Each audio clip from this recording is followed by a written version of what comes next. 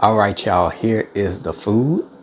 Here we have the sweets table, and here is the savory food table right here.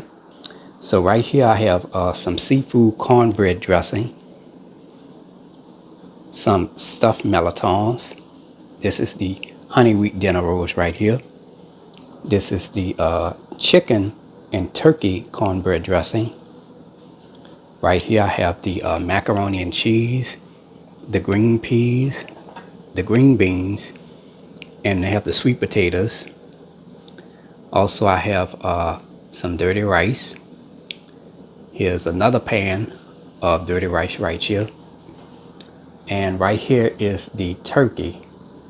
Y'all gonna have to excuse the appearance, y'all, because all the food is cold.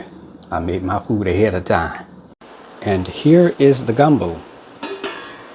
But this gumbo has shrimp, gumbo crabs, D&D smoked sausage, Patton's hot sausage, gizzards, and it also has shredded chicken. I don't know why I put that in there, but I didn't have enough chicken gizzards, so yeah.